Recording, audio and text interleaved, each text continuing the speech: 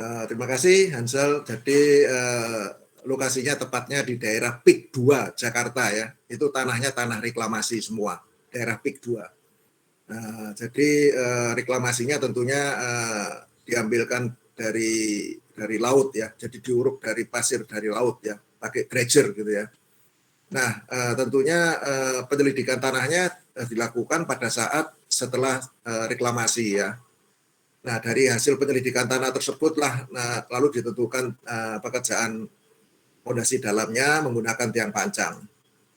Nah, itu beberapa tower di daerah PIK 2 kalau kamu ke sana itu semua menggunakan fondasi tiang pancang yang dipancang oleh PT Indopura ya.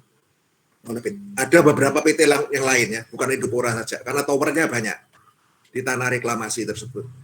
Kesulitannya tidak ada, sama saja. Jadi yang penting tanah reklamasi itu cukup padat, artinya untuk diduduki oleh kren ya, untuk bekerja kren, untuk menerima beban-beban pengiriman material, tiang pancang. Jadi sudah tanahnya betul-betul sudah settle ya, sudah settle. Dan memang karena itu tanah reklamasi yang diambil dari laut, pasir laut ya, jadi memang lapisan atasnya sementara itu pasir ya, sementara pasir, jadi tidak ada kesulitan dalam mancangnya. Saya rasa sama seperti di tanah yang biasa. Mungkin itu Hansel. Kalau ada yang kurang jelas mungkin silakan dilanjut. Oh ya, itu cukup. Terima ya, kasih. Terima kasih.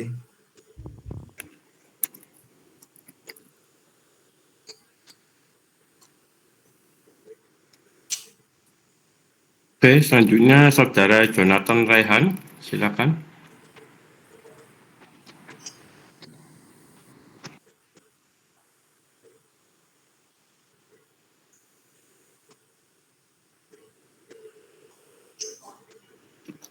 Belum hadir ya. Jonathan Raihan belum hadir. Emmanuel Nijraga, apakah sudah hadir? Immanuel, belum hadir juga. Joshua Jeremy? Ya, hadir Pak. Oke, silakan. Selamat siang Pak Budiono. Selamat pagi. Ya, selamat pagi Pak. Ya. Saya mau bertanya, jika dalam kasus tertentu seperti salah titik pemancangan atau pada daerah ini sudah dipancang namun ingin dibangun konstruksi yang baru, apa memungkinkan untuk mencabut yang pancang? Ini sudah Bapak jawab di pertanyaan yang minggu lalu. Jadi mungkin pertanyaan saya, kalau menghadapi kasus seperti ini, itu apa tindakan yang bisa diambil Pak? Apa misalkan desainnya yang menyesuaikan atau gimana? Terima kasih Pak. Baik Joshua, jadi ini pertanyaan yang bagus ya, artinya dikembangkan dari pertanyaan minggu lalu. Jadi saya ambil contoh saja untuk yang sama di minggu kemarin saya jelaskan di daerah Tunjungan, di sebelah kanan jalan ya, dekat Siola itu yang sampai saat ini belum dibuka atau mungkin sudah buka. Itu dulu bangunan lama, dan bangunan lama itu memiliki pondasi sebagian ada tiang pancang, sebagian fondasi full plat ya, fondasi full plat. Nah, karena itu mau dibangun hotel yang tingkat tinggi ini, jadi yang fondasi full plat semua dibongkar. Jadi dihilangkan semuanya. Karena akan diganti dengan fondasi tiang pancang yang dalam. Nah, jadi satu-satunya jalan harus dibongkar tuh, semua beton itu semua dibongkar, dikupas, jadi kembali seperti tanah dari fondasi full plat. Nah, sedangkan fondasi yang tiang pancang, yang ada tiang pancangnya tidak dicabut. Nah, tentunya fondasi itu di dalam perencanaan desainnya itu disesuaikan. Artinya fondasi itu masih bisa dipakai kalau memang posisi elevasinya sesuai ya, elevasi dari kepala tiangnya itu sesuai dengan perencanaan, mungkin untuk di daerah basement dan sebagainya ya. Jadi, tapi yang misalkan perlu ditambah, nah tentunya diperhitungkan ditambah dengan syarat-syarat seperti di dalam yang pernah saya sampaikan, yaitu minimal jaraknya 3D ya. Jadi tidak boleh lebih kecil ya dari 3D. Itu yang jadi bisa tetap bagian konsultan perencananya akan akan melihat gambar yang lalu. Makanya itu saya katakan gambar as-built drawing itu penting ya. Jadi as-built drawing ini harus disimpan yang baik oleh owner dalam setiap proyeknya, tidak bisa hilang. Karena di dalam perjalanannya kelak mungkin akan dibutuhkan data-data khususnya pondasi. Karena ada beberapa contohnya di pasar atom, ya, itu ada beberapa yang mau ditambah lantainya atau mungkin di TP atau apa itu mungkin juga mau ditambah. Dia akan melihat kembali struktur pondasi yang lama. Mungkin itu dari saya, Yosua. Ya Pak, terima kasih. Oke, Willy, apakah sudah hadir Willy? Hadir Pak. Oke, silakan. Ya, selamat pagi Pak Pagi, Willy. Pak Gunawan. Saya ingin menanyakan, kemarin kan dijelaskan tentang alat berat yang Bapak jelaskan kemarin. Jika terjadi kerusakan pada alat berat, apakah spare part dari alat berat tersebut mudah didapatkan di Indonesia? Dan jika terjadi kerusakan pada saat pekerjaan, solusi apa yang dapat digunakan agar pekerjaan proyek tersebut tidak terganggu? Terima kasih Pak. Ya, baik. Jadi spare part alat berat yang biasanya rusak itu kalau menggunakan hidrolik, yaitu semua hanya hose ya, selang-selang hidrolik, dan itu bisa didapat di lokal ya.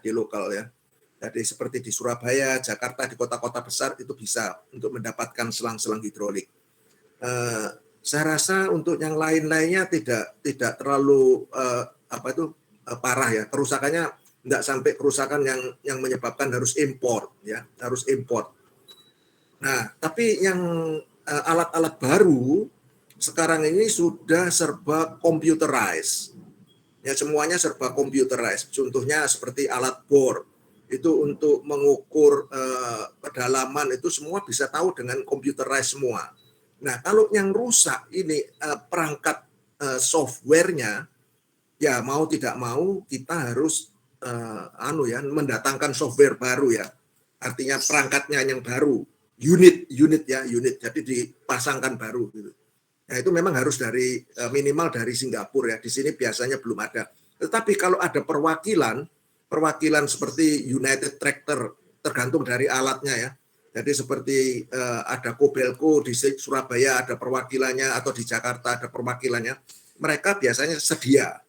Jadi artinya langsung diganti perangkatnya unitnya itu diganti.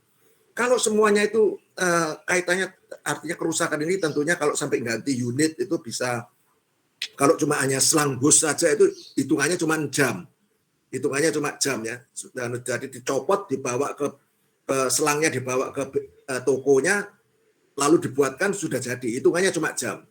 Tetapi kalau sampai ganti yang perangkat seperti software, perangkat komputernya itu bisa maksimal bisa sampai 1 minggu atau 3 hari, ya toh. Nah, itu proyek kan tidak bisa berhenti. Jadi ada klausul pada saat kita menerima pekerjaan dalam waktu tender, jika terjadi kerusakan alat itu dalam waktu 1 kali 24 jam sudah harus diatasi. Maksudnya di atas itu harus sudah digantikan alat baru, unit alat bor atau alat pancang baru ya. Nah, jadi kita tidak bisa memberi alasan, wah Pak, ini 1 minggu, wah alatnya nggak ada Pak, saya nggak bisa. Karena Anda waktu tender baca nggak dokumen tender itu. Makanya pada saat tender, perhatikan sekali dokumen-dokumen tender itu ya, kalimat per kalimat, pasal-pasalnya itu ya. Karena itu sangat penting. Mungkin itu dari saya. Jadi, dan ini sudah saya lakukan di dalam pekerjaan saya. Jadi kalau kerusakan itu artinya misalkan hammernya itu rusak ya, mesti import, misalkan ring pistonnya itu tidak ada dijual di sini, harus didatangkan dari Jakarta, kira-kira 3 hari. Saya harus datangkan hammer baru. Artinya baru, bukan barang baru ya. Hammer yang lain yang siap operasi. Itu kita siap dalam 1 kali 24 jam alat tersebut sudah datang. Mungkin itu. Baik, terima kasih Pak. Ya. Oke, selanjutnya Laurentius. Silakan Laurentius. Ya, selamat pagi Pak Diono, selamat pagi Pak Gunawan. Ya. Ya, saya Laurentius Steven mau izin bertanya Pak. Apabila pada pemancangan tiang pancang ternyata pemancangannya masuk jauh lebih dari perkiraan awal, secara Bapak menanggapi peristiwa kayak gini bagaimana ya Pak? Oke. Biasanya ada sebelum ini dalam jumlah besar ya, saya katakan dalam jumlah besar.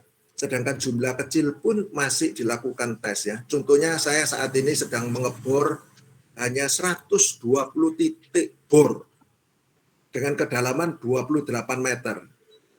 Itu saya tetap melakukan sesuai dengan arahan konsultan perencana, harus dilakukan tiang tes ya, pile test. Jadi di 3 titik. Jadi harus saya lakukan terlebih dahulu. Saya tidak bisa langsung ngebor semua dulu. Tapi 3 titik tes pile ini yang harus saya laksanakan dulu. Baik itu tiang bor maupun tiang pancang. Jadi kalau justru dari tes pile ini kita bisa tahu apakah perencanaan kita ini sudah sesuai atau tidak. Kalau ternyata tidak sesuai, misalkan tiang pancang bisa di-adjust. Pemesanan tiangnya kan kalau enggak kan terlanjur dibuat tiang pancangnya. Enggak bisa dikembalikan. Nah, jadi biasanya kalau untuk tes pile ini, kalau tiang pancang, kita lakukan dengan metode segmental yang tadi Pak misalkan panjang yang 30 meter, misalkan panjangnya mau dibuat 2 segmen, 15 meter, 2 kali 15 meter. Nah, tiang yang lower, lalu middle. Jadi lower itu ada joint plate-nya untuk sambungan, lalu dikasih middle. Bukan upper ya, bukan upper. Karena kalau upper atasnya itu konkret. Kalau middle itu joint plate. Maksudnya apa? Ya seperti tadi. Loh, sampai 30 meter kok ternyata belum sampai tanah keras. Disambung lagi sampai tanah keras, sampai keluar final setnya misalkan 10 pukulan, artinya itu S-nya 2,5 cm ya per 10 pukulan. Nah, baru sudah berhenti. Mungkin itu yang bisa saya sampaikan. Demikian juga untuk tiang bor ya, sama. Jadi tiang bor juga gitu, misalkan 28 meter atau 30 meter kita bor, lalu kita tunggu 28 hari untuk dilakukan loading test ya. Kalau loading testnya masuk, ya sudah boleh kerja terus ya, boleh kerja terus.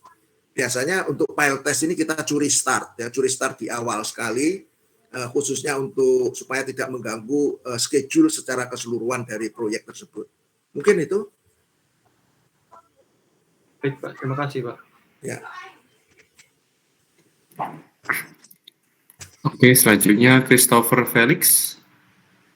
Ya, pagi Pak. Mungkin Pagi. saya mau bertanya, jika terjadi kesalahan pada proses bore pile, di mana meskipun sudah dilakukan antisipasi menggunakan foam seperti bola, untuk menghindari lumpur, namun ternyata terjadi rembesan pada saat pengecoran.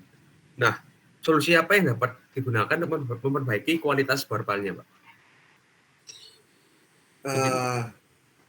Artinya bisa saja terjadi kesalahan pada saat yang dimaksud dengan tadi Felix pertanyaannya itu, misalkan dalam mencabut treminya itu terlalu tinggi ya, sehingga terputus.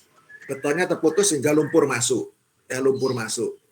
Nah, lalu kemudian sadar operator ini, wah saya terlalu tinggi, dimasukkan lagi. Tapi sudah keburu masuk ya, Nah, itu kita catat. Pada kedalaman berapa terjadi defect ya, seperti itu saya katakan. Terputusnya pengecoran itu akibat masuknya lumpur. Kita catat. Nah, tentunya usaha kita harus dicor terus sampai lumpurnya itu keluar. Akhirnya rugi beton. taruh kata misalkan pengecoran itu kurang 10 meter, di minus 10 meter dari COL terputus, maka saya harus mengecor lebih dari 10 meter. Seharusnya enggak sampai 10 meter, tapi saya harus lebih. Jadi dibuang terus. Betonnya dibuang karena meluber keluar.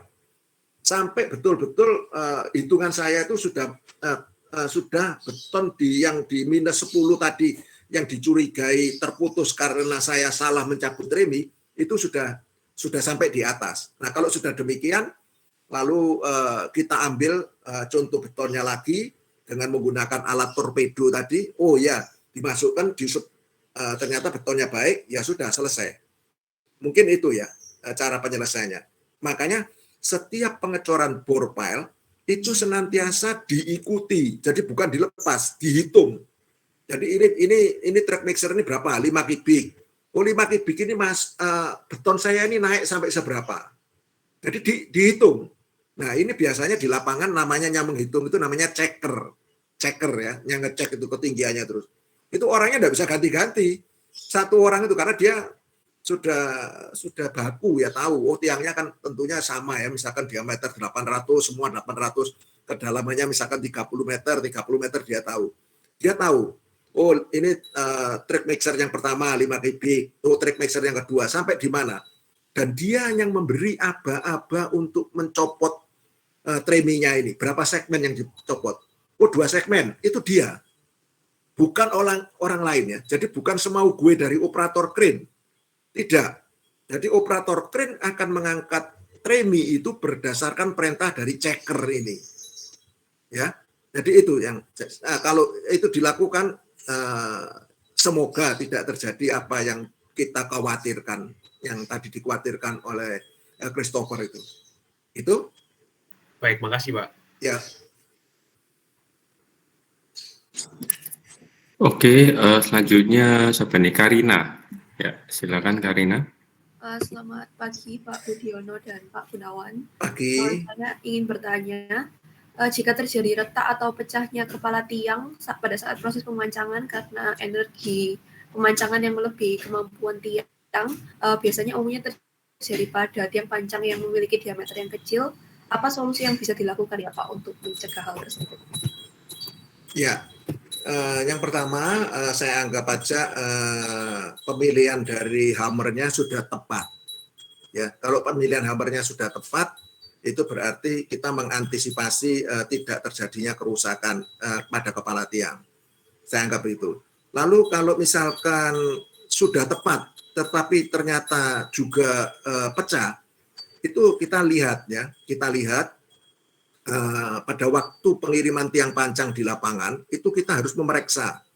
Jadi jangan artinya tiang pancang yang datang di lapangan itu harus dicek satu persatu. Saya katakan satu persatu keutuhan secara kasat mata apakah tiang ini layak diterima untuk dipancang. Karena saya pernah melakukan kontrol seperti ini, ada yang tiang saya reject. Dan saya nggak mau, oh ya Pak, ini tiangnya saya singkirkan ya Pak ya di lapangan. Dan nanti kita bawa keluar. Nggak mau. Jadi disingkirkan boleh, tapi saya beri waktu. Sebelum saya melakukan pekerjaan pemancangan, tiang itu harus sudah keluar dari site. Karena saya biasanya nanti nggak ada pengawas, diselipkan tiang yang retak itu. Nah, kalau andaikan tetap terjadi retak pada kepala tiang, padahal belum final set, ya kita tidak bisa apa-apa, harus berhenti. Ya, harus berhenti. Karena sudah retak, tidak bisa dipancang terus. Lalu solusinya bagaimana Pak? Ini masih kurang 3 meter Pak, belum final set. Tiangnya sudah pecah.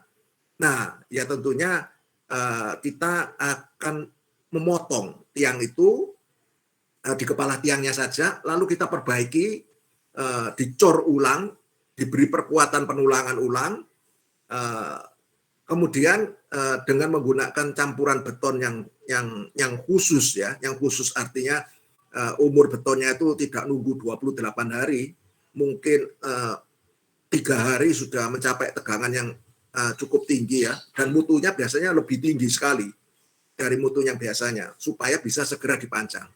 Tetapi akan timbul kendala. Ya kalau tanahnya itu rekatannya itu kuat banget ya, karena tiang ini katakanlah mungkin didesain berdasarkan friction. Saya katakan tiangnya didesain berdasarkan friction ya, bukan end bearing. Ya, kalau didasarkan end bearing, frictionnya dihilangkan, mungkin no problem. Saya mancang lagi dengan 100 pukulan, tiang itu sudah lepas dan bisa masuk lagi. Tetapi kalau berdasarkan friction, belum tentu tiang itu bisa masuk loh setelah 3 hari. Karena frictionnya sudah bekerja dalam 3 hari itu. Makanya dibatasi, tentunya itu kita melibatkan dengan konsultan perencana, saya harus mukul berapa ratus pukulan. Misalkan, oh ya Pak, dipukul saja 200 pukulan. Kalau 200 pukulan tidak bisa masuk lagi, diambil calendaringnya, dan final setnya sudah oke, ya sudah, selesai. Mungkin itu jawaban saya. Silakan kalau mungkin belum puas, dari Karina. Sudah menjawab kok, Pak. Terima kasih. Baik. Oke, Kelvin, silakan Kelvin. Ya, selamat pagi Pak. Pagi. Perkenalkan, nama saya Kelvin Andrian. Saya ingin bertanya, jika saya perhatikan kan pemancang hydraulic hammer itu jauh lebih efisien dan lebih ramah lingkungan dibandingkan dengan diesel hammer. Namun mengapa masih digunakan diesel hammer ya Pak di lapangan saat ini? Terima kasih. Baik, diesel hammer ini digunakan karena harga per meter jasa pancangnya itu murah. Ya, murah. Jadi tentunya kita dalam membangun sebuah konstruksi itu kan kalau bisa menghemat, kenapa tidak menghemat ya? Itu alasannya. Nah, sekarang banyak dikembangkan saat ini Presiden Jokowi ini mengembangkan daerah kawasan ekonomi khusus (KEK). Jadi seperti yang di Jawa Timur ini di Gresik ya, di JP itu kawasan ekonomi khusus. Nah di situ kan tentunya dibangun ada power plant, ada bangunan pabrik yang menggunakan fondasi tiang pancang yang dalam. Kita tidak menggunakan yang hidrolik karena tidak lahannya masih kosong, luas karena itu bentuk kawasan ekonomi khusus baru ya kita pakai pakai diesel hammer. Tapi kalau misalkan di sekelilingnya ini sudah padat, mungkin sudah ada bangunan yang lebih dulu berdiri, ya urutan pembangunannya itu tidak sama ya kan mungkin. Wah ini tidak boleh ini tidak boleh keganggu, artinya tidak boleh getarannya tidak boleh merusak bangunan yang ini. Bahkan mungkin tidak bisa pakai hydraulic hammer yang hammer, tetapi harus pakai jacking ya, jadi hydraulic jacking ya, jadi ditekan. Nah makanya ya tetap harus pakai yang itu. Mungkin itu ya, Kelvin jawabannya. Terima kasih Pak.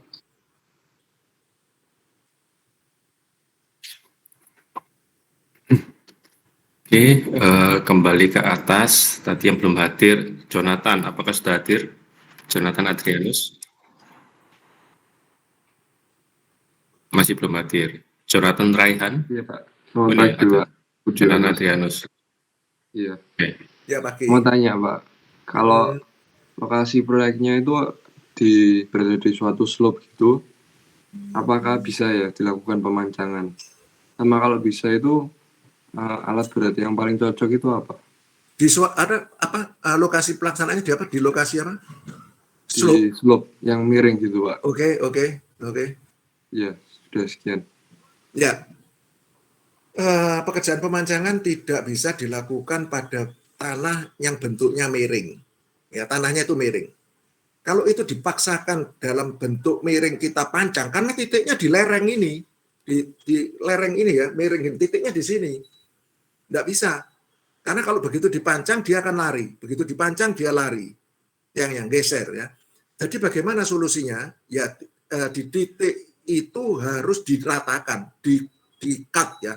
Dengan excavator, di-cut, lalu dibuat rata, khusus untuk meletakkan titiknya. Supaya tidak lari. Ya, supaya tidak lari. Jadi setelah itu silakan dibentuk lereng lagi, silakan. Setelah dia tertanam, dia tidak akan masalah lagi ya. Tetapi ingat-ingat ya, lereng itu hati-hati ya untuk tiang pancang di lereng ini. Harus dihitung ya stabilitas dari lereng ini sendiri. Kalau dia sampai tidak kuat, artinya lereng itu artinya terjadi sliding ya, maka tiang pancangnya patah ya. Meskipun tiang itu sudah dipancang benar, lalu terjadi sliding, tiangnya juga tetap akan patah. Ya. Mungkin itu ya. Jadi hati-hati untuk pemancangan di daerah lereng ya. Harus betul-betul diperhatikan terhadap stability of slope-nya ya. Mungkin itu dari saya, pesan saya. Terima kasih, Pak. Ya. Oke, Jonathan Raihan, silakan. Nggak hadir ya. Immanuel Mijraga, sorry kalau salah nyebut nama. Immanuel, silakan. Iya, hadir Pak. Sebentar, saya on cam.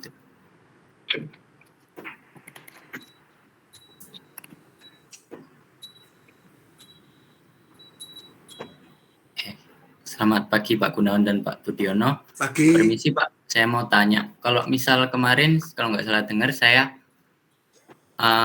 dapat kalau hydraulic hammer itu lebih ramah lingkungan dibandingkan yang diesel hammer. Nah, cuman mungkin di daerah kota ini lebih mending, misal di tengah kota lebih mending hydraulic hammer. Tetapi kalau misal ada kendala biaya atau keterbatasan alatnya dan terpaksa memakai diesel hammer, apakah ada solusi biar lebih tidak mengganggu lingkungan gitu ya Pak? Atau memang terpaksa mau nggak mau ya pasti terganggu gitu Pak, pakai diesel hammer? Terima kasih. Ya, saya ekstrim saja ambil kawasannya misalkan di daerah tengah kota ya, di tengah kota ya, di mana bangunan sudah padat sekali ya toh. Jadi padahal di situ akan tanah yang diratakan misalkan bekas rumah, misalkan di Jalan Pemuda atau di jalan yang di jalan mana ya, mungkin yang boleh diperkenankan bangunan bertingkat, tetapi kondisi lingkungannya sudah padat, ada rumah penduduk dan sebagainya, maka padahal pondasinya harus pondasi dalam, maka pasti kriteria untuk tiang pancang tidak bisa dipilih. Tidak bisa dipilih. Jadi itu memang harus pada saat owner merencanakan pembangunan apartemennya atau hotel yang bertingkat itu sudah harus tahu ya. Jadi harus tahu. Memang tidak bisa pakai pondasi tiang pancang dengan diesel hammer. Tapi kalau maksa saja, wah saya maunya tetap tiang pancang. Karena kalau tiang pancang itu saya bisa melihat tiangnya. Saya bisa melihat, oh ya betonnya bagus. Sedangkan kalau bore pile ini saya enggak tahu kan betonnya nanti kalau jelek bagaimana. Ada yang menjawab begitu ya. Oke, enggak masalah. Boleh tetap tiang pancang, tapi tidak bisa juga pakai hydraulic hammer. Saya katakan hydraulic hammer juga enggak bisa. Karena sudah padat ya, mepet sekali. Getaran itu juga akan merusak lingkungan. Karena tidak 100% tidak menimbulkan getaran ya hydraulic hammer, tapi meminimal getaran. Itu betul dibandingkan dengan diesel hammer. Dia ramah lingkungan, tidak mengeluarkan asap, betul, ya toh, tidak mengeluarkan asap, ramah lingkungan, tapi juga akan bisa merusak karena masih timbul getaran. Lalu akhirnya naik lagi tetap dia kan ownernya tetap minta tiang pancang ya. Kita ada solusi lagi namanya HSPD ya, hydraulic static pressure drive ya, jadi ditekan. Jadi dia pakai alat yang hydraulic jack ya. Jadi tiangnya ditekan. Nah, kalau sudah pakai yang tipe begitu karena padat kelilingnya, ingat-ingat saja supaya tidak terjadi heave, artinya tiang itu naik kembali, juga tidak terjadi merusak kelilingnya karena rumah di sekelilingnya ini pondasinya masih pondasi dangkal ya toh. Maka misalkan panjang tiangnya 30 meter begitu ya, maksimal saya katakan maksimal harus tanahnya dikeluarkan terlebih dahulu, dibuang istilahnya dengan alat auger, alat bor 50% dari total kedalaman. Jadi kalau 30 meter sedalam 15 meter tanahnya harus dibuang dulu. Jadi kalau tiangnya misalkan tiangnya diameter 50, maka juga harus dibor dilubangi diameter 50 ya supaya tetap frictionnya bisa bekerja. Dibuang baru dipancang dengan menggunakan alat hydraulic jack untuk mengantisipasi kerusakan-kerusakan di bangunan yang sudah sangat padat ya. Ini saya ekstrim banget ya. Saya ekstrim banget bangunannya yang akan dibangun ini mepet sekali. Jadi saya jelaskan yang maksimal ini ya. Mungkin itu dari saya.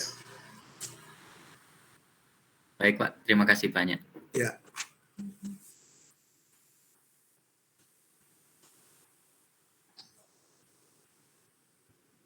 Masih mute Pak. Masih mute Pak. Oke. Terakhir untuk Jonathan Rehan, kalau memang sudah nggak ada ya nggak apa-apa. Nggak ada kayaknya ya. Oke. Sebentar saja. Ya, nggak ada. Oke, itu mungkin Pak Budiono bisa lanjut untuk sesi hari ini ya. Ya, saya coba share ya presentation now ya. Saya ya Pak.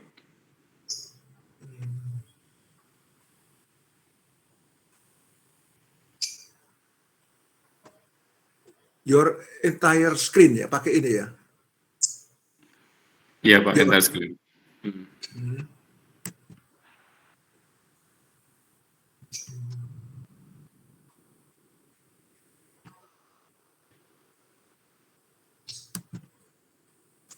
Udah ya Pak ya? Kelihatan Pak? Masih belum. Masih belum Pak? Padahal sudah tak.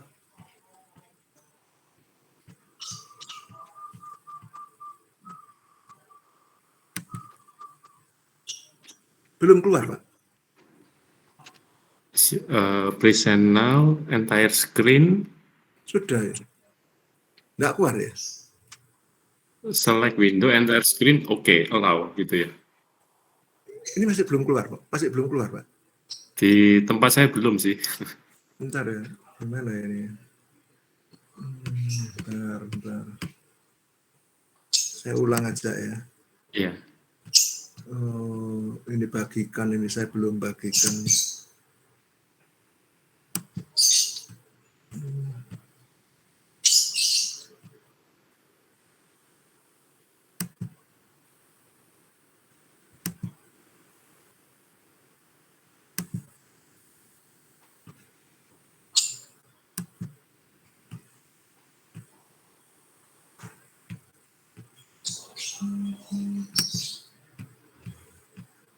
Bentar Pak. Saya ulang aja Pak.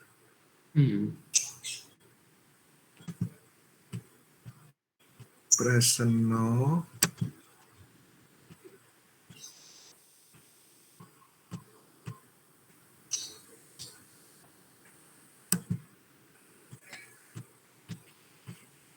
Udah keluar Pak? Belum ya? Di tempat saya belum. Present now, your entire Entire screen, allow. Entire screen nanti ada pilihannya lagi, entire screen.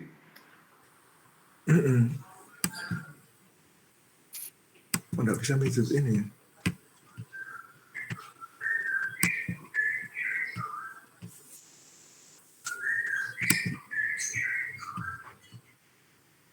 Mudah-mudahan ini bisa. Udah bisa Pak. Bisa ya? Bisa. Keluar ya? Sudah Pak. Maklum, lupa terus kalau nggak dipakein. Iya. Ya, keluar ya? Ya sudah Pak. Ya, terima kasih Pak Gun. Teman-teman mahasiswa, saya coba ya, artinya begini. Setelah kita melakukan pekerjaan pemancangan atau pengeboran pondasi dalam, biasanya itu kita ingin tahu apakah hasil pekerjaan kita ini benar-benar sudah memenuhi kriteria daripada perencana. Artinya daya dukungnya dan seterusnya. Nah, biasanya dilakukan namanya loading test ya, atau static load test atau dynamic load test. Nah, itu dilakukan bukan oleh kontraktor pekerja pondasinya. Dia harus pakai yang independen ya, pihak ketiga. Nah, biasanya partner saya itu geotek ini.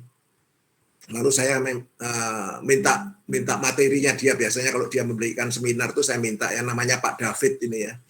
Jadi saya minta, lalu saya dikasihin. Jadi Pak David saya pinjam ya untuk mahasiswa di Petra. Nah, jadi ingat-ingat untuk setiap melakukan pekerjaan loading test ini tidak bisa dilakukan oleh kontraktor pekerja pondasinya. Harus pakai independent kontraktor untuk ini ya. Dalam hal ini bisa, kalau di Surabaya ini banyak ya. Ini di Jakarta. Kemudian, nah untuk loading test ini kita bagi dua. Ada static load test, ada dynamic load test. Ya, semua load test ini ada peraturannya ya. Dalam hal ini misalkan untuk static load test ini kita pakai ASTM D1143. Ya. Lalu kita misalkan kalau pakai lateral test ada ASTM berapa. Lalu kita dynamic test ada ASTM berapa dan seterusnya ya. Saya tidak menjelaskan ASTM-nya, nanti Anda bisa lihat sendiri di perpustakaan ya. Karena ini harus dipelajari sendiri ya, supaya Anda bisa mengikuti. Nah, apa sih sebenarnya yang disebut dengan static load test itu ya?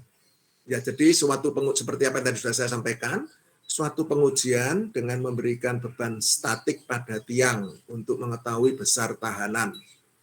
Pengujian dapat dilakukan dengan sistem Canlitz maupun tiang reaksi. Ya. Tujuannya apa? Tujuannya memverifikasi performa tiang dan kemampuan tiang sesuai dengan desain rencana. Nah, dalam tampilan gambar ini kita bisa melihat tadi dikatakan pengujian dapat dilakukan dengan sistem Canlitz maupun tiang reaksi. Jadi yang di sampingnya ini yang dalam kelihatan tumpukan blok-blok beton ini Canlitz ya. Jadi dibebani tiangnya dibebani seperti ini. Nah, sedangkan yang ini di laut ya.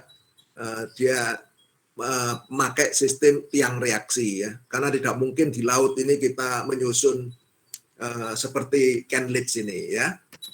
Jadi ini dua metode static load test, pengujian beban statik tekan ya, aksial tekan ya. Nah, tentunya untuk static load test ini ada alat-alat ya, perlengkapan yang dipakai ya, diantaranya dongkrak hidrolik ya, kemudian pompa hidrolik ya. Pompa hidrolik ini untuk menaikkan dongkrak ini. Dongkrak ini punya kapasitas macam-macam. Jadi mulai dari yang paling kecil yang saya miliki itu 75 ton ya, sampai yang paling besar tuh ada 1.500 ton. Bahkan ada 2.000 ton saya punya ya, 2.000 ton ya, dongkrak ini ya. Jadi untuk loading test sampai 2.000 ton bisa. Nah, pompanya ya seperti ini ya, ini pompanya hanya pompa tangan ya, untuk pompa tangan. Tapi ada yang kalau sudah dongkraknya besar menggunakan pompa elektrik ya untuk memompanya ya. Lalu ada yang namanya dial gauge ini ya, untuk mengukur penurunan daripada tiang ini pada waktu dilakukan static load test ya. Nah, dial gauge ini mempunyai ketelitian sangat teliti, akurasinya sangat tinggi sekali, yaitu ketelitiannya 0,01 mm ya, 0,01 mm ketelitiannya. Lalu di samping itu masih ada pressure gauge ya. Pressure gauge ini untuk mengetahui berapa gaya yang ditransfer lewat dongkrak itu kepada tiang. Ya, itu bisa kita monitor melalui pressure gauge ini. Ya. Lalu juga ada main beam ya, untuk ini balok main beamnya ini ya, untuk meneruskan pembebanan ya. Ada secondary beam, ada reference beam. Semua ini dibutuhkan semua. Jadi peralatan ini banyak sekali ya. Makanya static load test ini artinya jarang orang mau ngambil static load test ini jarang karena nilainya mahal, harga satuannya untuk satu titik tergantung bebannya, yaitu mahal sekali, dan waktu yang dibutuhkan untuk melakukan static load test ini juga lama. Jadi mulai dari persiapannya aja sudah lama, sampai kepada pelaksanaannya pun lama, karena pelaksanaannya membutuhkan waktu kurang lebih sekitar 2 kali 24 jam yang harus diamati terus-menerus sepanjang 2 kali 24 jam. Jadi cukup lama ya. Nah, masih ada lagi tambahan, kadang-kala beberapa konsultan tuh menghendaki tambahan ya. Jadi ini kalau tadi itu yang utama yang tadi saya jelaskan di depan, tetapi ada beberapa konsultan tuh ya sebetulnya tidak perlu buat saya, tapi dia minta ditambahi alat yang namanya load cell ini ya, untuk memastikan artinya load cell ini berapa gaya yang diterima oleh tiang ya. Jadi sebetulnya sudah cukup dari manometer gaya itu, pressure gauge itu sudah tahu, tapi masih ditambahi lagi dengan ini ya. Ya tapi ya semua ini keluar nambah ini nambah itu ya bayar ya, ongkos ya, dihitung ya. Masih ada lagi yang mau nambah strain gauge ini ya untuk mengetahui regangan. Ada. Nah, tapi alat seperti strain gauge ini sama telltale extensometer ini hanya bisa dipasang di bore pile ya, karena harus dipasang pada saat sebelum dicor ya, jadi dipasang dulu di keranjang besinya ya. Kalau di tiang pancang beton nggak bisa, nggak ada. Tapi kalau load cell-nya aja bisa ya, load cell-nya bisa. Lalu itu alat-alat yang tambahan yang ekstra ya, sebetulnya lebih pada arah penelitian ya. Kalau cuma untuk tahu beban daya dukungnya aja nggak perlu sampai sedetil gitu. Itu kepentingannya untuk konsultan biasanya, untuk konsultan. Tapi bebannya dibebankan sama owner ya. Konfigurasi uji tiang reaksi ini ya. Jadi saya di sini yang saya kasih contoh ini menggunakan tiang reaksi ya. Yang gunakan Kenlitz itu kurang lebih nanti sama, hanya bebannya aja langsung diberikan dari atas. Sedangkan kalau ini bebannya itu dipikul oleh tiang-tiang reaksi ini ya, tiang-tiang reaksi. Nah,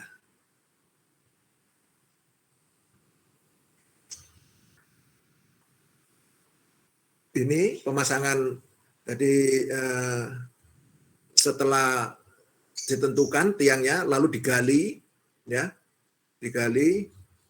Mudah-mudahan ini ada fotonya, nanti lebih enak lihat fotonya. Ini konfigurasinya aja. Lalu pemasangan casing untuk koneksi ke secondary beam ya tuh. Lalu itu ada penempatan jacknya, itu ada hydraulic jacknya ya. Lalu di atas kepala tiangnya diberi plat baja lagi untuk supaya rata ya. Jadi atasnya kepala tiang itu harus rata ya, nggak bisa. Jadi kalau tiangnya apapun harus dibuat rata terlebih dahulu ya, betul-betul flat ya. Lalu masih diamankan diberikan lagi supaya jamin rata, dikasih plat baja ya, itu plat baja. Lalu ada casing ini untuk mentransfer ya nanti ya, untuk gaya-gayanya yang diberikan dari tiang itu nanti ditahan oleh tiang reaksi ini ya.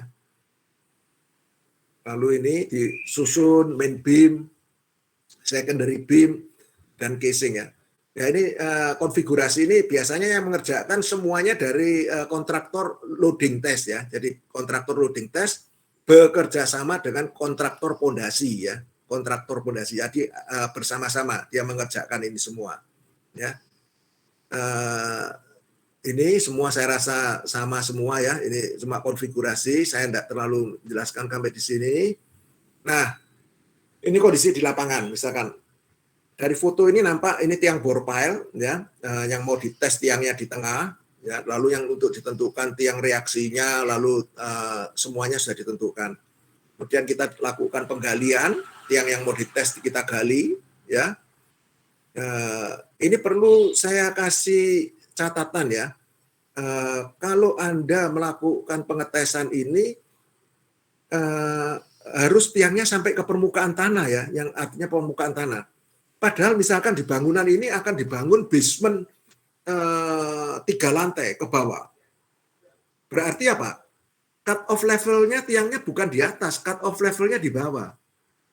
Nah, untuk tiang-tiang test pile itu betonnya harus dicor sampai atas, mutu betonnya sama ya, sama. Padahal nanti tidak kepake, hanya karena diperuntukkan untuk tes saja. Ya, padahal nanti kalau sudah pelaksanaan, misalkan cut off levelnya di -10, ya -10 dari tanah existing ini, itu sudah tidak ada betonnya -10. Tapi untuk kepentingan loading test harus di sampai atas pengecorannya dengan mutu beton yang sama. Ya. Lalu bagaimana pengaruhnya? Ini kan nanti 10 meter kan ada pengaruh frictionnya, Pak. Betul, ada pengaruh frictionnya. Nah, untuk menghilangkan pengaruh frictionnya itu, tiang yang 10 meter itu harus dibungkus ya. Ini saya cerita untuk tiang bore pile ya. Saya cerita untuk tiang bore pile. Jadi harus dibungkus sama membran, artinya supaya diusahakan frictionnya 0, mendekati 0 ya, mendekati 0. Jadi tidak bekerja di antara -10 sampai permukaan tanah ya.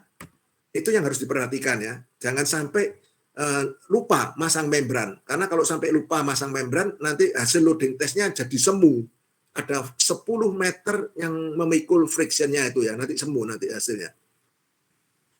Nah, ini tetap pekerjaan penggalian ya. Lalu setelah pekerjaan penggalian ini diberi tanda ya, diberi tanda posisi-posisinya untuk meletakkan nanti dipotong tiangnya ya untuk disambung dengan main beam dan lain sebagainya seperti tadi di dalam konfigurasi ya.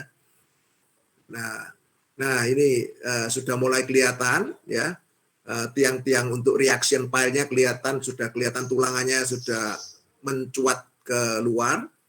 Sementara yang ditutupi itu adalah mungkin untuk tiang tesnya ya, karena harus dirata jadi dilakukan pengecoran perbaikan ya untuk kepala tiangnya supaya didapatkan permukaan yang rata. Ya. Nah ini itu sudah kelihatan ya, dibuka terpalnya biru dibuka, jadi tiang yang akan dites di tengah itu kelihatan sudah rata ya, sudah rata semua. Nah itu tiang yang akan dites sudah dipasang dongkraknya ya, yang warna merah atau kuning itu, orange sudah dipasang ya dongkraknya. Lalu tiang reactionnya yang kelihatan besi-besinya ini, ini tiang reactionnya. Lalu yang tiang kotak yang blok-blok beton kotak itu dudukan untuk main beam-nya ya, nanti untuk main beam-nya. Nah, ini sudah agak mulai nampak ya. Jadi ada main beam, ada secondary beam ya. Jadi sudah semua. Jadi ini masih belum dilakukan pembebanan sama sekali ya, baru merencanakan ya, baru perencanaan membuat sistem penyaluran bebannya ya. Jadi misalkan nanti tiang yang di tengah itu, tiang test pile-nya itu akan dites 1000 ton misalkan. Loh kok 1000 ton kok besar Pak? Ya karena daya dukung satu tiangnya 500 ton. Jadi kita harus ngetesnya itu 2 kali ya beban. Bahkan ada sampai 2,5 kali untuk fail ya, sampai fail ya. Dalam hal ini yang diartikan tes loading test ini bukan ngetes beton ya, bukan ngetes beton pada tiangnya, tetapi untuk tahu daya dukung tiangnya ini berapa ya. Sekali lagi itu. Nah, karena ini kita tidak menggunakan sistem Cantlage, jadi 1000 ton itu dipikul artinya beban 1000 ton itu ditransfer oleh 4 tiang ini. Jadi masing-masing tiang reaction ini memikul 250 ton ya. Kalau misalkan tiang yang di tengah itu 2000 ton, ya berarti 2000 ton itu dibagi 4 ini. Jadi masing-masing tiang ini 500 tonan. Ini sudah direncanakan dari awal ya. Direncanakan dari awal. Karena tiang test pile itu tiang yang ditekan Sedangkan reaction pile ini tiang yang ditarik, ya. Ini hukum ya, hukum reaksi dan aksi dan reaksi ya. Jadi akibat tiangnya itu ditekan, yang test pile itu ditekan menerima beban 2000 ton gitu, maka masing-masing tiang yang 4 ini sebagai tiang anchor pile ya, jadi tiang reaksi atau tiang reaksi itu menerima masing-masing 500 ton kalau 2000 ton ya tadi ya. Kalau 1000 ton ya 250 ton masing-masing. Lanjut. Nah, ini ya, udah mulai terlihat lebih tidak rumit. Ya, ini ya. Ini kelihatan yang di laut ya, semuanya ini tiang reaksi ya, yang semua pekerjaan tiang reaksi. Nah, juga bisa di samping misalkan tadi kita melakukan pekerjaan pemancangan dengan hydraulic jack ya toh. Ini jadi yang alat biru-biru ini adalah alat hydraulic jack ya. Nah, untuk hydraulic jack ini supaya kita tidak melakukan ngirim beban can latch atau masang reaction pile, maka hydraulic jack inilah yang dipakai untuk bebannya ya, untuk bebannya ya.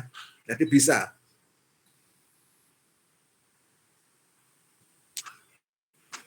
Mbak Ras, ada orang. Sorry terganggu sedikit, ada tamu ini. Saya nyuruh mbaknya itu. Nah, dari hasil loading test ini keluar grafik, ya itu grafik seperti ini ya. Jadi grafik pembebanan dan grafik penurunan ya. Jadi static load test ini dites 4 cycle ya, 4 cycle. Jadi masing-masing cycle itu ini cycle-nya bisa dilihat di ASTM tadi ya. Jadi kalau tekan ini pakai ASTM D1143, maka coba Anda lihat sendiri nanti di situ ya. Jadi 4 cycle ini, jadi masing-masing dibebani. Cycle pertama dibebani sampai 25%, dari 0 sampai 25%, gitu. Sampai 50%, dari 0 sampai 50% ini.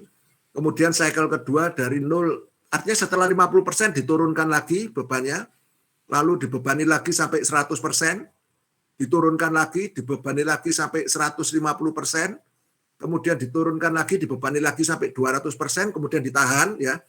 Ini semua waktunya, pembebanan ini ada waktunya, ditahan sampai berapa, itu ada di ASTM semua. Saya tidak menjelaskan sampai detail begitu ya, ini, karena mengingat waktunya ya. Ini hasil pembacaannya semua ya, dicatat. Nah, setelah itu digambarkan grafiknya, jadi tahu ya nanti hasilnya berapa, penurunannya itu penurunannya berapa, ya penurunan tetapnya berapa, permanen settlement-nya berapa, terus yang tidak tetap berapa, jadi total settlement-nya jadi berapa, jadi tahu ya. Jadi tahu semua, dan itu nanti dibandingkan ada beberapa teori ya. Jadi ada beberapa teori, nah seperti ini dibandingkan dengan teorinya dari beberapa ini apakah masuk atau enggak. Jadi ini semuanya dianalisa oleh dari kontraktor pelaksana load test-nya, pelaksana load test. Jadi ada yang melakukan menganalisa. Jadi ibaratnya seperti seorang dokter umum atau dokter yang nyuruh Anda coba ronsen. Ya, lalu paru-parunya di ronsen karena ini musim pandemi. Yang baca hasil ronsennya siapa? Ya ada orang khusus ya, orang khusus yang baca ya. Lalu dibawa kembali kepada dokter yang minta tadi ya. Seperti itu, kira-kira kerjanya seperti itu. Ya. Jadi saya enggak jelaskan ke sininya ya. Cuma Anda tahu bahwa selama melakukan loading test ini tabel ini dibuat ya, tabel ini daftar ini dibuat ya, di data ya. Di data dibaca di mana? Di dial gauge tadi, pembacaan di dial gauge itu ya. Nah, ini tadi semua ada dial gauge-nya itu juga dipasang 4 ya. Jadi maksudnya nanti diambil rata-ratanya karena dial gauge itu juga bisa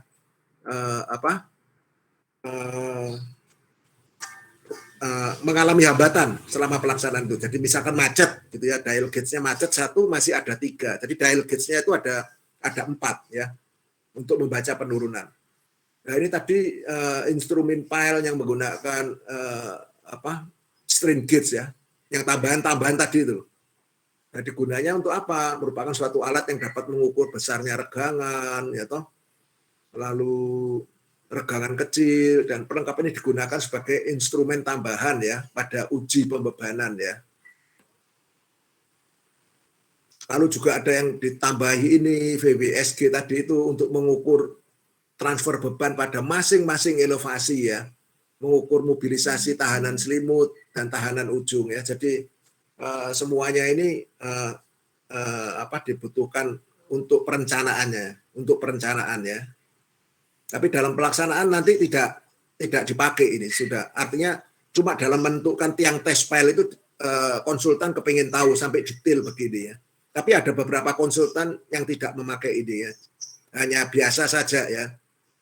Biasa itu artinya tidak menggunakan ditambahi alat-alat gini, tapi hanya pembebanan biasa saja. Nah ini kasusnya pemasangan alat-alat tambahan ini hanya bisa dipasang pada saat sebelum pengecoran ya, pada keranjang besi. Jadi sudah disetel di situ ya, dipasangi kabelnya, lalu nanti dicor tuh ya, dicor beton ya, semuanya. Ini hasil monitoringnya, saya tidak jelaskan sini, terlalu lama nanti. Ada analisanya ya. Ya, itu kira-kira static load test seperti itu ya. Jadi static load test ini memang lama, persiapan menyusun bebannya itu lama, lalu pelaksanaannya juga lama karena tadi terdiri dari 4 cycle. Ya, setelah beban 200% dari cycle keempat mencapai beban 200% itu, beban 200% itu ditahan selama 2 kali 24 jam ya, ditahan terus, bebannya harus ditahan terus ya. Loh kalau tiangnya turun, bebannya ya turun kan, dinaikkan lagi bebannya. Jadi constant rate ya, jadi konstan terus, bebannya harus konstan 200% ya. Lalu dilihat sampai berapa penurunannya ya terjadi. Nah ini juga demikian untuk static load tekan ya. Ya sekarang ada juga kadangkala permintaan dari konsultan perencana itu tiang itu dilakukan juga tes horizontal test ya. Jadi untuk akibat apa ini diperlukan? Karena kalau misalkan ada beban angin dan beban gempa, bagaimana apakah tiangnya ini masih mampu untuk menahan gaya horizontal yang sudah dihitung ya oleh konsultan perencana. Itu perlu dibuktikan apakah tiang ini mampu. Misalkan perencanaan Anda gaya gempa atau gaya anginnya misalkan horizontalnya itu 25 ton. Ya, lalu tiangnya ya minta dites 25 ton. Untuk memastikan bahwa tiang ini mampu menahan gaya horizontal 25 ton ya. ASTM-nya juga ada, beda dengan ASTM tadi. ASTM-nya di sini D3966. Jadi Anda nanti bisa cari ya ASTM-nya ini. Nah, ini suatu pengujian dengan memberikan beban statik pada tiang untuk mengetahui besar tahanan dalam arah horizontal. Pengujian dapat dilakukan dengan metode Ken-Late, sama saja. Ken-Late itu artinya menumpuk, diberi blok-blok beton ya. Ada counterweight-nya lah. Counterweight-nya itu berupa blok beton. Kalau tadi counterweight-nya akan di statik ada yang berupa tiang reaksi. Tapi ini juga ada pile to pile ya. Jadi tidak perlu counterweight dari blok beton, tapi pile to pile ya. Jadi antara pile tiang pancang dengan tiang pancang. Tujuan memverifikasi performa tiang dan kemampuan tiang dalam menahan beban horizontal sesuai dengan desain rencana. Tadi sudah saya sebutkan. Nah, ini sama alatnya ya, hydraulic pump, hydraulic jack, main beam, reference beam, dial gauge semua sama ya. Jadi dial gauge-nya ini kelihatan ya, ini dipasang di sini ada 2 ini dial gauge-nya ya. Nah ini metode pengujian ini tadi ada pile to pile, ada Ken-Late ya dibebani itu.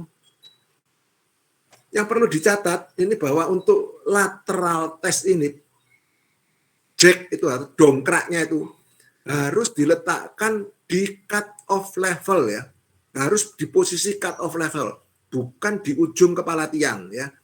Jadi lupa sekarang kalau cut off levelnya di minus 10 meter, bagaimana Pak? Apakah bisa dilakukan lateral test? Ya biasanya harusnya ya bisa, ya harus dipotong sampai di minus 10 situ. Tapi saya belum pernah melakukan ya, belum pernah melakukan sampai sejauh itu. Biasanya cuma 3 meter pernah kita lakukan ya. Yang sampai 10 meter saya belum pernah melakukan di Surabaya, belum pernah saya. Nggak ada, biasanya nggak pakai lateral test sampai segitu. Lateral testnya misalkan sampai 3 meter ya. Dan itu pun kalau memang saya tetap minta 10 meter Pak, saya nggak mau. Ya lalu pelaksananya nunggu dia digali. Pada saat dia mengerjakan basement itu, tentunya dia gali sampai minus 10 meter, baru saya melakukan pekerjaan loading testnya. Jadi loading testnya ini bisa terakhir. Jadi tiangnya semua tiang sudah namanya load test, tapi kok sudah terakhir gini Pak. Iya, ya karena dia cuma memastikan gitu. Ya, jadi itu kalau terpaksa memang ada yang harus saya ikuti, ya dia kontraktor pelaksana pekerjaan struktur atasnya melakukan pekerjaannya itu menggali ya sampai minus 10 gitu ya. Biasanya dilakukan itu ada yang pakai sistem galiannya itu tidak langsung minus 10, tapi ada yang pakai sistem king push, itu digalinya bertahap gitu ya. Artinya pekerjaannya turun terus gitu ya.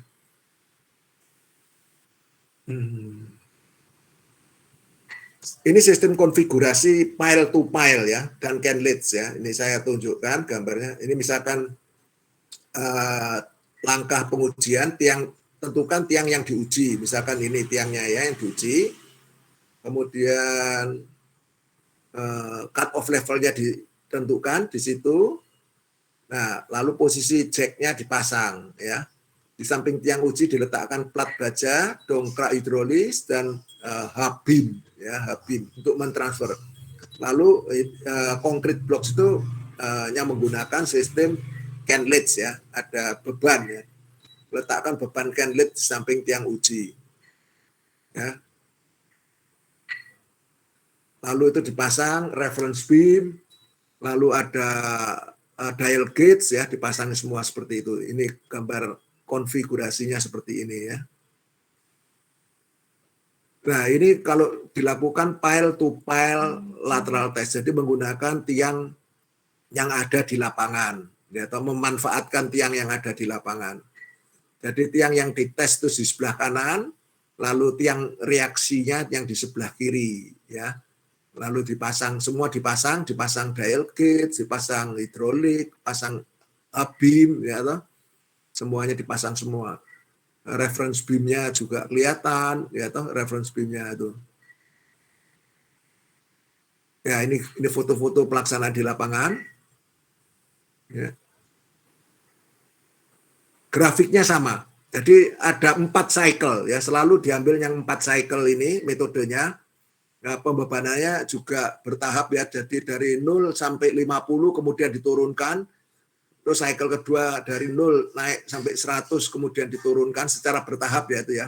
Ini sesuai, saya enggak bisa pembebanan ini, saya enggak bisa semau saya ya. Artinya sudah ada, saya ngikutin aturan yang ada di code-nya itu ya, di ASTM tadi peraturannya itu ya. Jadi ada di situ peraturannya semua. Jadi biasanya kita minta ya kepada konsultan perencana step dari pembebanannya.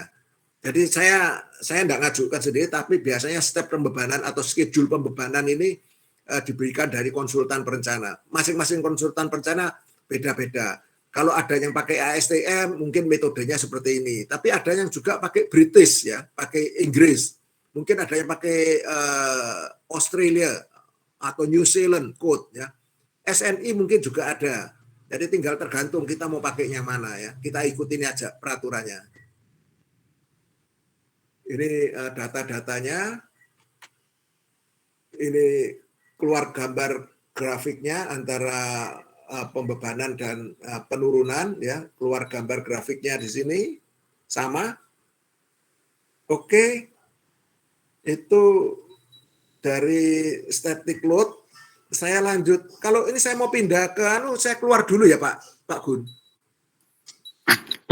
Langsung buka pipit yang lain Pak, bisa Pak.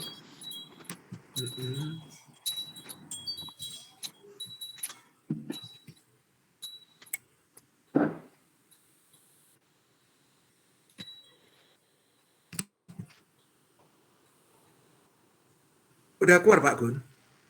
Masih belum Pak. Belum lagi, waduh. Saya kepencet mana ini lagi saya ini. Sama Pak, present apa tadi itu namanya? Balik lagi. Present now. Sama persis.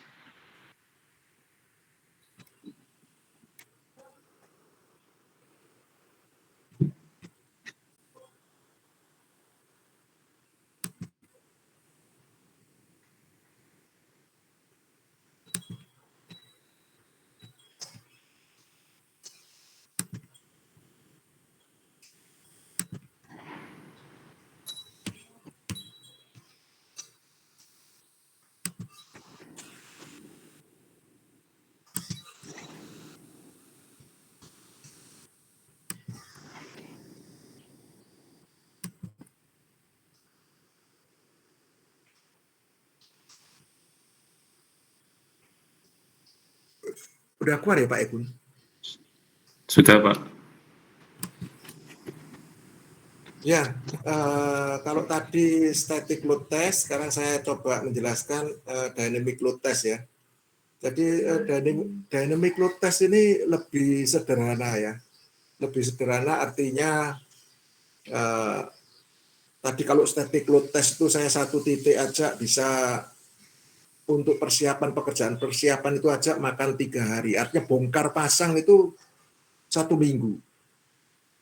Lalu untuk loading testnya sendiri 2 hari. Jadi sudah 9 hari.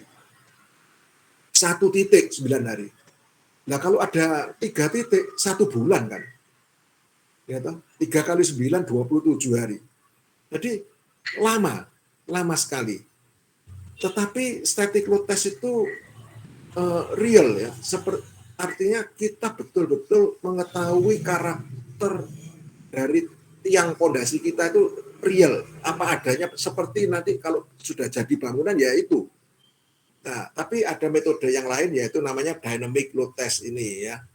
Dynamic load test ini 1 hari saya bisa kalau titiknya siap saya bisa 3 titik bisa ya, 3 titik 1 hari bisa. Padahal tadi 1 titik aja makan waktu hampir 2 minggu ya. Nah, yang perlu diperhatikan, tadi saya lupa satu, selama melakukan static load test, semua aktivitas di lapangan tidak boleh ada. Berhenti total. Nggak boleh ada galian, pekerjaan galian. Wah, saya nyambi sama kerjaan galian ya. Nggak boleh. Oh, saya nyambi sama nguruk tanah ya. Nggak boleh. Wah, saya nyambi sama mancang ya. Nggak boleh. Berhenti, karena sangat peka. Dial gauge itu peka sekali. Nah, tetapi beda dengan ini, dynamic load test ini. Namanya aja sudah dynamic, jadi dipukul. Ya, load testnya ini dipukul. Alatnya seperti yang terlihat di gambar ini. Jadi ini alat yang terlihat di gambar ini, alat yang paling sederhana, tanpa menggunakan crane, ya, cuman pakai kerangka gini, jadi kelihatan hammernya, itu yang hitam itu kelihatan hammernya, lalu tiang yang mau dites itu di tengah itu.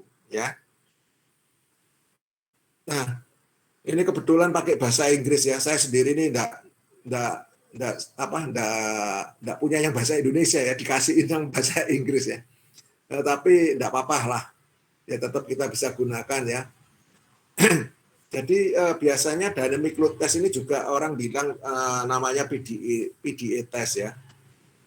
Atau biasanya sering di dalam ASTM-nya itu high strain dynamic test ya. kita punya ya ASTM itu ada. Jadi high strain.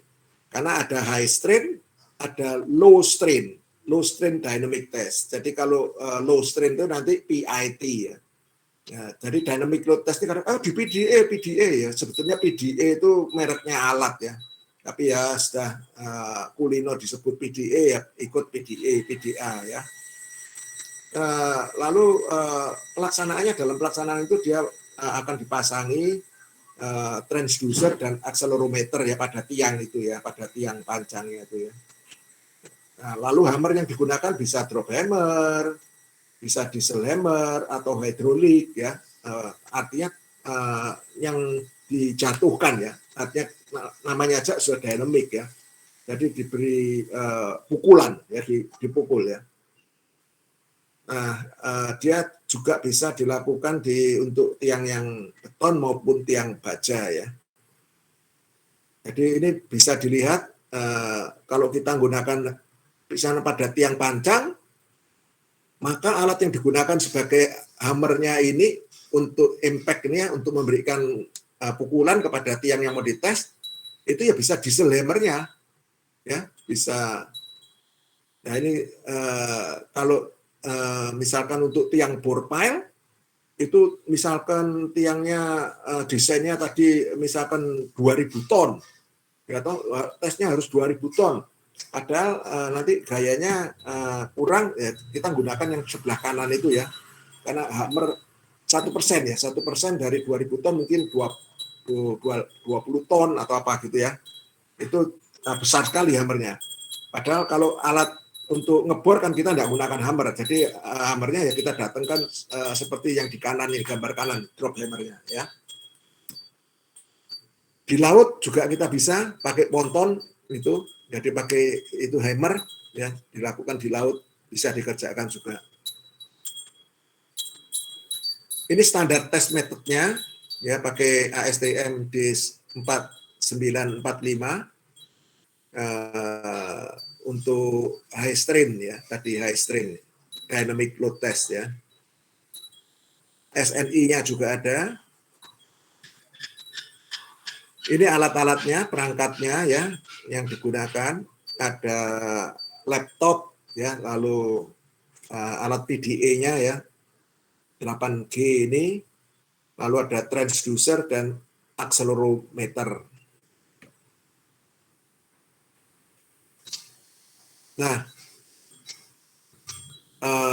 bagaimana urut-urutan ya untuk mengerjakan ini ya, pekerjaan dynamic test ini ya.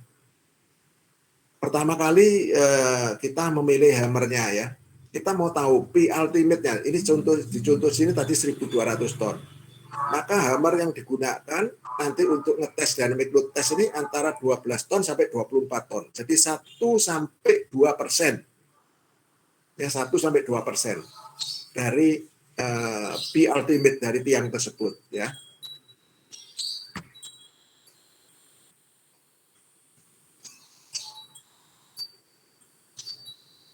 Nah, ini kita lihat ya, jadi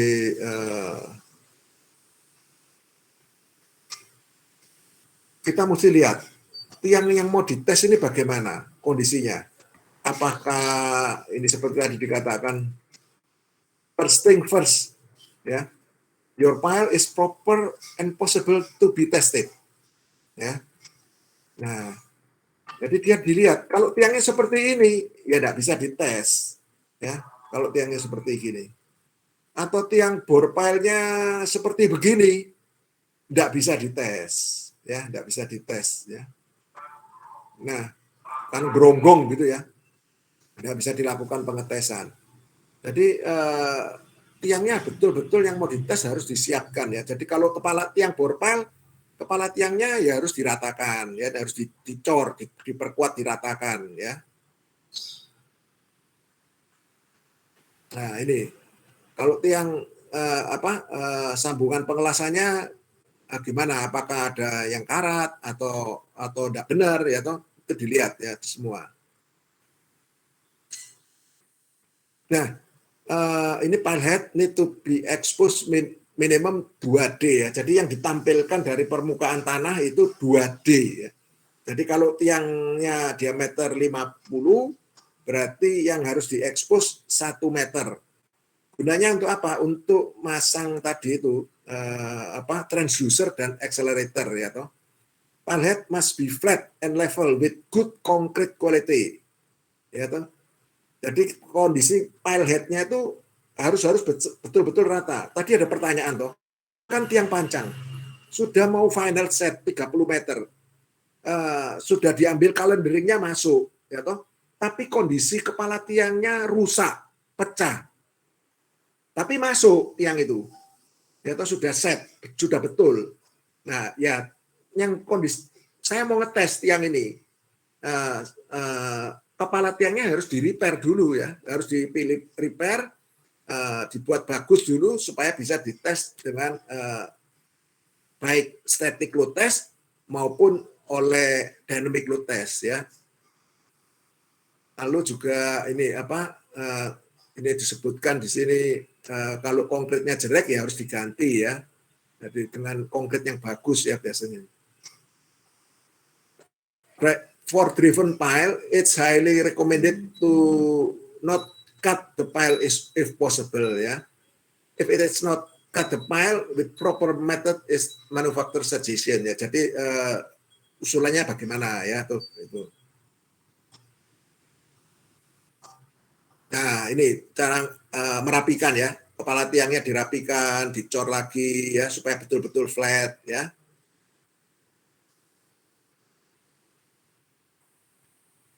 Nah ini hammer setup-nya. Jadi ini kalau saya menggunakan tiang bore pile, maka saya pakai drop hammer seperti ini ya. Saya pakai service crane ya. Ini saya siapkan ya di lapangan. Atau mungkin saya pakai tidak pakai crane, saya pakai yang konvensional seperti ini. Juga ini beban hammernya ini terdiri dari beberapa lapisan plat baja ya yang ditumpuk itu ya. Itu mereka menyusun tinggal tergantung berat hammernya mau berapa. Jadi tinggal ditambahi plat-platnya itu ditambahi gitu ya. Itu di atasnya. Nah, sekarang metode testingnya ya. Jadi setelah semuanya disetting oke semua, transducer dan accelerometernya sudah dipasang, semua di-connect dengan satu perangkat komputer ya. Jadi intinya ini menggunakan rambatan satu gelombang ya. Jadi menggunakan rambatan satu gelombang yang ditransfer melalui accelerometer dan transducer itu menuju ke komputernya ya, nanti dianalisa di komputernya itu. Lalu ada macam-macam lah komponen-komponennya, satuan-satuannya apa, indikasinya atau notasinya apa-apa itu masing-masing ada. Saya enggak hafal ya, enggak hafal. Nah, ini kalau menggunakan yang konvensional ini ya sama ya. Jadi ini sama. Kalau tadi saya pakai crane ya. Nah, ini setelah site data, jadi hasilnya dimonitor di komputernya seperti ini. Ya, keluar ini ada macam-macam data ya. Saya enggak hafal datanya satu-satu ini. Ada WS, ada EM, ada AR, itu ada DMX, ada EMX. Artinya apa itu ada semua ya. Ada artinya semua ya tuh. Ada BTA itu untuk mengetahui keutuhan tiang ya, macam-macam ya. Saya tidak terlalu hafal nih, tapi nanti diberi keterangan ya oleh kontraktor loading testnya, dikasihin keterangan semua. Nah ini kebetulan diambil fotonya dan kan kelihatan orang yang foto ya. Jadi tampilannya seperti ini. Jadi setelah dipukul itu dia pada waktu gitu ya, itu keluar seperti gunung itu. Seperti grafiknya naik itu, seperti puncak itu. Nah, setelah itu dia merambat gitu ya. Jadi kalau pada saat merambat itu kondisinya lurus gini sampai ke ujung tiang, itu yang paling ideal, paling bagus ya. Tapi bisa tidak, grafiknya tidak keluar seperti ini, bisa seperti gelombang-gelombang itu, ada puncaknya beberapa kali. Nah, itu tiangnya ada ya yang baca yang sudah ahli bisa tahu ya bacanya ya. Nah ini ya toh. High settlement, low end bearing capacity, false final set ya. Jadi ada keterangannya ya, ada keterangannya. Ada yang bentuk grafiknya seperti gini ya toh. Nanti saya keluarkan ya. Ini fixed end ya toh. Relative low settlement, high end bearing capacity ya toh. Ini kan tadi ada transducer dan accelerometer ya. Jadi ada dua ya. Tadi kan dua alat itu menimbulkan gelombang seperti gini ya di monitornya ya. Saya agak tidak mengerti itu ya. Itu sudah tersendiri ya ahlinya itu ya. Saya cuma ingin menyampaikan bahwa intinya ada pekerjaan dynamic load test ini lebih praktis. Dan ketelitiannya kalau misalkan static load test itu 100%, ini ketelitiannya mungkin ya 90% lah ya ketelitiannya ya. Jadi bisa kita gunakan. Sekarang kalau kita misalkan bepergian yang jauh, misalkan di pedalaman Papua, kita mau loading test, masa kita mesti bawa perangkat-perangkat yang main beam tadi berat-berat itu ya untuk static load test. Tapi kita cukup pakai dynamic load test ini aja sudah bisa. Lalu hammernya gimana? Ya kita pakai hammer yang di lapangan kalau itu tiang panjang ya. Ini. Nah lalu data tersebut dianalisa menggunakan cap web analysis ya. Tadi data yang tadi di depan tadi dianalisa menggunakan cap web analysis ya. Nah, setelah dianalisa nanti keluar datanya seperti ini ya. Nah, bermacam-macam. Saya agak tidak menguasai ya. Nah, ini ada keterbatasan apa saja, kekurangan daripada PDA test ini apa aja ya. Jadi ini disebutkan jadi case method result only valid for cylindrical and relatively uniform pile ya. Jadi kalau bentuknya tiangnya mungkin tidak silindrik ya atau bulat enggak rata, mungkin ada bulat besar diameternya berubah-berubah penampangnya gitu enggak bisa ya pakai PDA test ini kurang enggak cocok lah, bukan enggak bisa, kurang akurat ya gitu ya. For big pile capacity need big hammer ya and big crane capacity itu ya. Jadi kembali lagi tadi ya result depends on performance during the test ya. Jadi if pile had broken, most data cannot be used for cap web analysis. Jadi tadi yang data yang ditransfer oleh transducer dan accelerometer itu kalau ada hambatan apa-apa, misalkan tiangnya pecah atau apa, tidak bisa dianalisis untuk daya dukungnya ya. Garbage in, garbage out ya. Oke, mungkin itu untuk anunya, untuk apa nih, pile dynamic test. Lalu bentar, saya masuk ke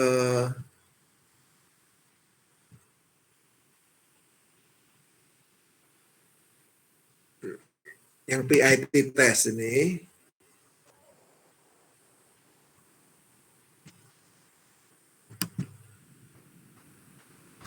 Nah, kalau tadi PDA itu untuk mengetahui daya dukung tiang dan juga bisa mengetahui kerusakan-kerusakan dari tiang, seperti tadi yang ditanyakan, kalau kemasukan lumpur di tengah-tengah itu apakah bisa terdeteksi? Bisa ya.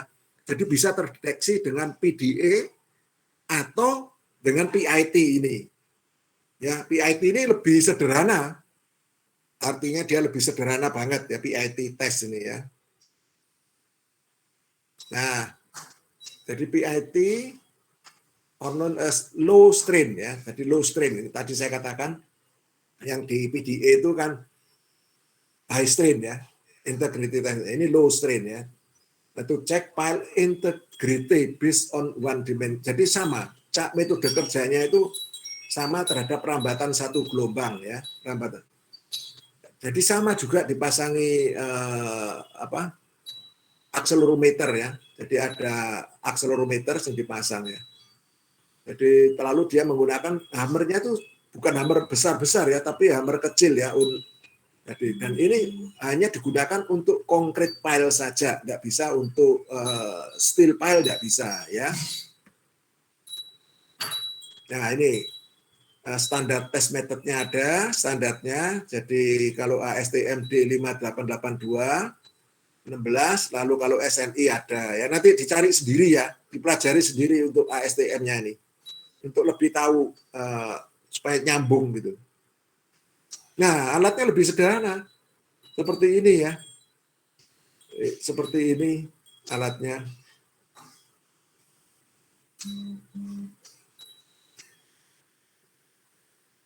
Sama, saya rasa kalau artinya kondisi tiangnya harus betul-betul yang mau dites tuh terus betul-betul bagus ya, sama.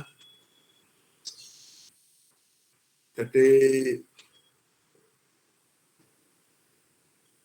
tidak ada, artinya mau dites tuh dipastikan konkretnya bagus ya toh. Enggak nyambung seperti ini ya, sebelah kanan tiangnya dempet gitu, enggak ya, berimpitan enggak. Jadi dipastikan ada celah seperti ini, nah tiangnya juga bagus ya toh, seperti itu ya. Jadi tiangnya kalau seperti yang jelek enggak bisa ya. Dan sebetulnya ini tidak perlu, jadi tiangnya enggak perlu dicor sampai halus rata gitu, enggak perlu. Ya cukup seperti dalam gambar ini sudah bisa dilakukan PIT test ya. Nah, dia nanti cuma diratakan di sebagian aja yang dipasangi. Nah, ini. Ya cuma diratakan di gerinda itu aja.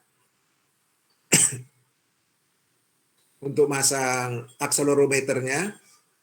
Nah, ini dia dipasang. Lalu perangkatnya ya. Nah, datanya sama. Jadi ketemu data seperti ini. Jadi ada waktu dipukul, dia ada data yang seperti naik gitu ya, seperti gunung ya. Itu. Nah ini.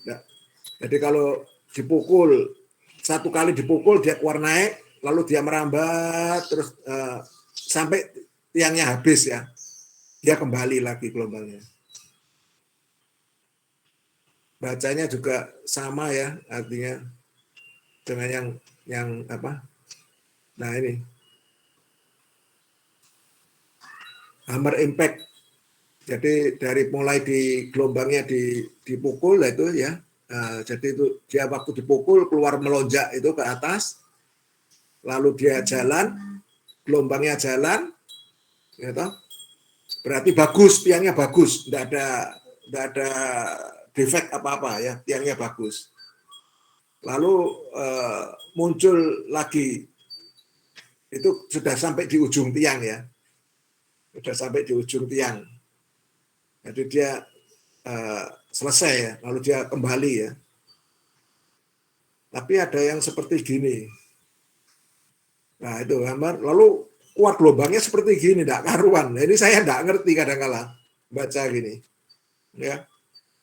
Tapi yang sudah biasa baca dari hasil-hasil tes gini dia ngerti ya.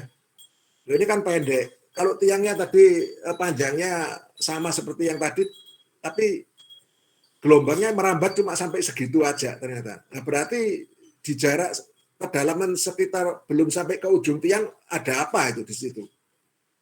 Artinya kalau misalkan tadi dikatakan jabut triminya itu keburu lalu sempat lumpur masuk, oh mungkin di situ lumpurnya masuk gitu. Oh iya, tadi kan dihitung toh. Oh jumlah volumenya beton aja segitu. Wah iya kebablasan jabut triminya di minus 10 misalkan.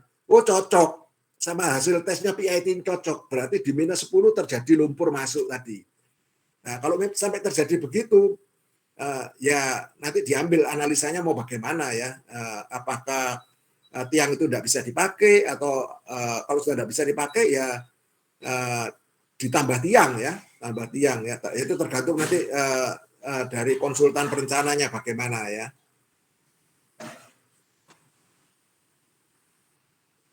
Nah ini ya terjadi impedansi ya, ketemu lagi sesuatu ya di situ ya. Ada yang tadi yang saya katakan ya.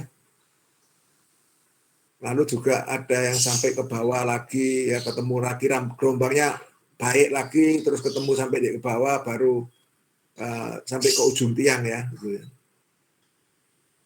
Ya itu mungkin ini banyak lagi ya macam-macam. Nah ini kalau tiangnya pecah, gelombangnya modelnya keluar seperti ini ya. Kalau tiangnya pecah itu keluar gelombang seperti itu. Jadi tiang pecah, terus panjang tiang yang salah ya. Terus ada gap antara join ya. Jadi pengelasannya tidak betul. Jadi gelombangnya yang diteruskan itu keputus karena tadi misalkan miring. Jadi join plate-nya dari tiang panjang itu tidak mampat sama sekali, tapi dia tahu, oh tadi saya mancangnya yang bawah ini tiangnya miring. Terus sekarang yang atas mau tak tegakno. Ya toh? Saya ganjel sama plat.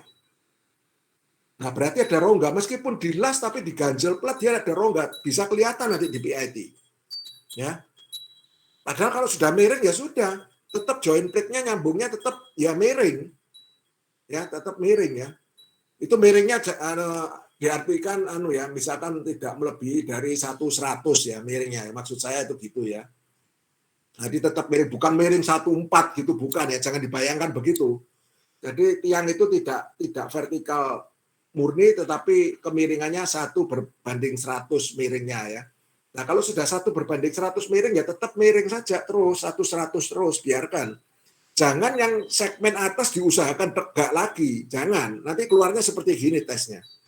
Ya. Ya mungkin sementara begitu Pak Gunawan dari saya presentasi untuk loading test. Saya kembalikan kepada Pak Gunawan, kalau mungkin mau ada pertanyaan silakan. Oke, karena waktu mungkin saya batasi 2 pertanyaan aja ya. Silakan. Iya, 2 pertanyaan aja ya, sebentar. Oke, Iren, silakan. Ya, selamat pagi Pak. Saya Iren Cynthia, saya ingin bertanya, yang tadi itu, yang waktu di static load, itu kan tiangnya kalau misalnya mau dicek itu harus sampai di permukaan tanah agar bisa dicek.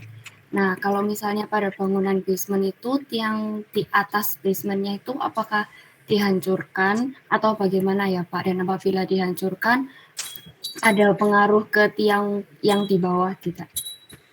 Ya, jadi kalau misalkan ini tentunya pertanyaan untuk tiang bore pile ya, tiang bore pile. Jadi kalau tiang bore pile ini mau dites, padahal ada basement misalkan minus 10 meter tadi saya katakan ya, basementnya minus 10 meter. Ini dites static load ya, static load tekan ya, tes tekan ya. Jadi di minus 10 sampai 0 di atas itu tiang itu pada waktu masukkan kerangka besinya, kerangka besi di minus 10 sampai 0 itu sudah dibungkus oleh membran, ya, geogandel membran. Jadi tebal sekali ya, artinya seperti membran gitu, dibungkus, diselubungkan di mana ini. Tentunya ada beton deckingnya ya. Setelah beton decking dibungkus membran ini. Ya, artinya nanti memang sampai di atas ini kita kelihatan waktu persiapan akan kelihatan membrannya. Nah, untuk di daerah yang ada membrannya ini diharapkan friksinya tidak bekerja. Jadi begitu. Jadi kita tahu hasil load test yang static load yang orisinilnya yang terjadi di minus 10 itu berapa kita tahu akhirnya. Tanpa ada pengaruh dari friction yang 10 meter ini. Mungkin sudah menjawab pertanyaan atau belum, silakan tanya lagi. Oh iya Pak, kalau misalnya sudah selesai di tes gitu Pak, lalu yang tiang 10 meter di atasnya itu bagaimana ya Pak? Oh, dia dibuang, hancurkan. Langsung dihancurkan Iya, gitu ya Pak? iya, biasanya kan cut off levelnya di -10 ya, gitu ya. Iya Pak. Kita potong di -10, kita keluarkan betonnya, lalu kita tahan dengan crane yang di atas. Jadi bukan betonnya dihancurkan mulai dari atas pelan-pelan gitu, enggak ya. Tapi cut off levelnya itu kita tahu toh, misalkan dibutuhkan besi 1 meter misalkan, ya sepanjang 1 meter itu kita bobok betonnya, lalu kita potong, tapi ditahan crane ya, yang di atas ditahan crane, lalu kita potong dengan blander, las ya toh, lalu diangkut gitu keluar, diangkat. Oh iya, baik Pak. Itu pada saat pekerjaannya bukan kontraktor pondasi ya, kontraktor dari main kontraktornya yang mengerjakan basementnya itu, yang ngerjakan itu ya. Oh iya, baik Pak. Berarti jadinya nggak ada pengaruh sama yang di bawahnya ya Pak? Kalau Nggak jadi- ada. Oh iya, makasih Pak. Ya, Oke, selanjutnya Kevin, silakan. Ya, selamat pagi Pak.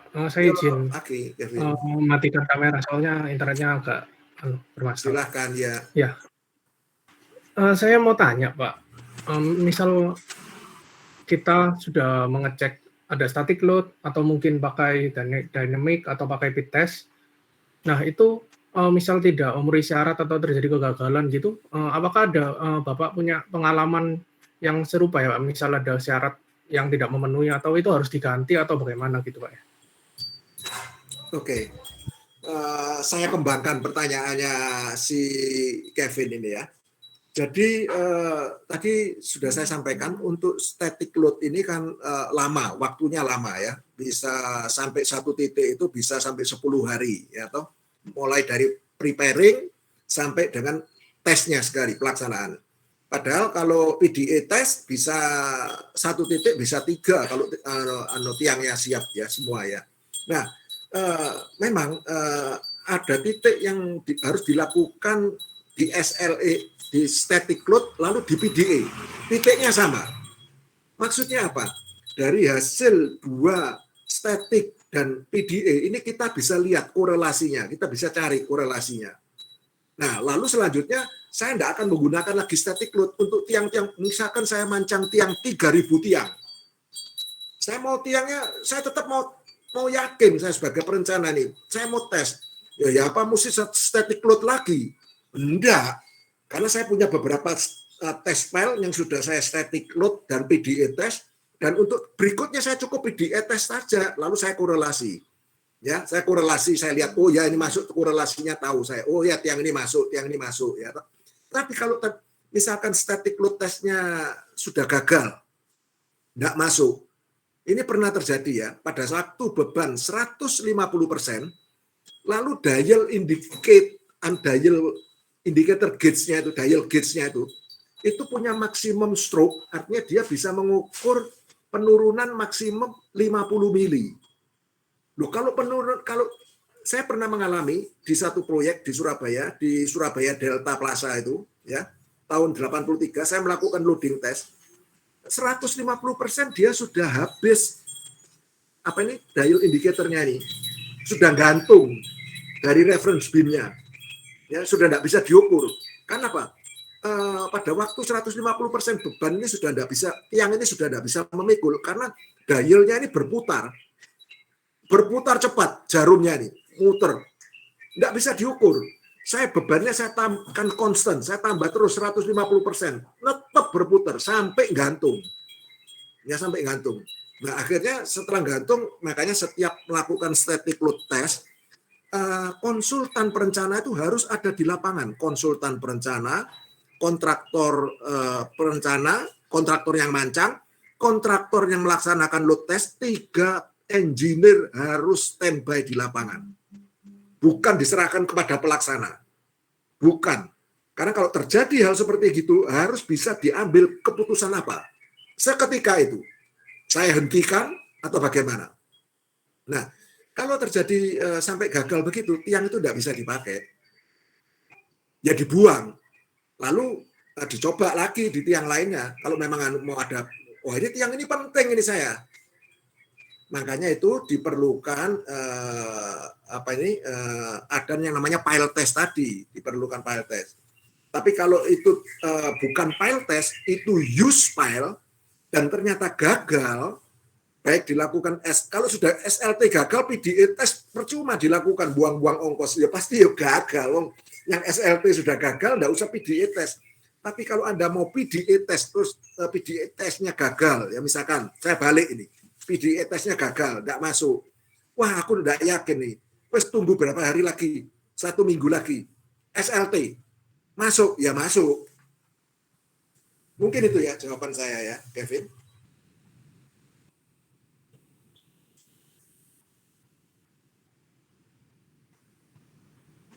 Kevin bisa close. Oke Pak, baik Pak. Terima kasih Pak. Ya, semoga bisa menjawab ya. Oke. Ini sebenarnya waktunya sudah habis ya. Ini pertanyaan masih ada. Ini baru muncul satu lagi. Ya mungkin saya satu kali lagi aja ya. Satu lagi terakhir kayak gitu. Soalnya waktunya sudah habis ya. Christopher, silakan.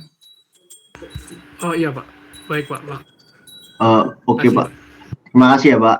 Ya, Kevin. Jadi saya ada pertanyaan Pak. Tadi kan kalau kasusnya di basement tadi kan ada kayak selisih ketinggiannya itu kan Pak di tanahnya. Itu kan kalau kita mau ngilangin frictionnya itu kan pada pengecekan yang static load ya Pak, bukan yang dynamic. Itu kan kita kayak lapisin dengan membran gitu kan. Nah, namun kasusnya kalau misalnya borpalnya yang kayak tadi Bapak tunjukin kalau nggak salah di salah satu slide ada yang di laut ya Pak ya. Itu kira-kira ada lapisan apa lagi gitu nggak Pak yang diperlukan? Atau itu nanti urusan kontraktor pondasinya atau bagaimana Pak? Atau mungkin ada lapisan lain yang diperlukan kayak casing besi dan sebagainya buat tes gitu? Oke. Kalau di laut misalkan dilakukan loading test seperti tadi di laut di gambar itu, kita tak perlu tahu kedalaman ya, artinya seabed-nya. Seabed-nya ini berapa? Lalu desain Anda di laut itu bagaimana? Saya enggak tahu ya gambarnya ya. Jadi kalau misalkan seabed-nya itu 10 meter, misalkan seabed-nya ya, kedalaman ya, lautnya itu, artinya sampai dasar laut 10 meter. Ya 10 meter ini free. Di bawah dasar laut itu baru ada friction-nya. Nah, saya nggak tahu ini misalkan mau dibuat apa? Misalkan mau dibuat katakanlah breasting dolphin untuk tambatan kapal ya. Breasting dolphin itu bisa tiangnya bisa 15 tiang ya atau 20 tiang ya atau breasting dolphin itu ya atau mooring dolphin ya toh. Jadi ini memang untuk ini bagus sekali ya pertanyaan ini untuk teman-teman yang mungkin ngambil jurusan perhubungan ya mungkin untuk desain ini ya. Jadi kita perlu tahu desainnya tiang ini berapa untuk daya dukung vertikalnya di apakah memang mulai dari seabed ke bawah. Karena di bawah kalau misalkan masih ke bawah lagi ya kita kalau misalkan tiang borpel ya sudah kita siapkan. Tapi kalau tiang panjang enggak bisa ya. Tiang panjang enggak bisa ya. Tapi kalau tiang borpel kita bisa nyiapkan membran tadi itu sesuai dengan yang dibutuhkan oleh perencana. Begitu, Christopher? Oke Pak. Jadi emang disiapkan dari awal berarti gitu ya Pak? Iya, betul. Untuk borpel ya. Untuk borpel ya saya ceritakannya. Untuk borpel. Bisa disiapkan. Jadi artinya kalau karena kita kalau borpel itu kita bisa juga masang casing itu sampai 50 meter pun bisa kita masang casing. Full casing itu bisa ya. Jadi kita tinggal tergantung dari desainnya mau friction yang mau diabaikan di berapa kita ikutin aja ya. Tapi harus disiapkan dari awal. Jadi membrannya memang dipasang pada saat bersamaan memasukkan keranjang besinya itu. Oke Pak. Baik Pak. Terima kasih ya Pak. Baik, terima kasih. Oke.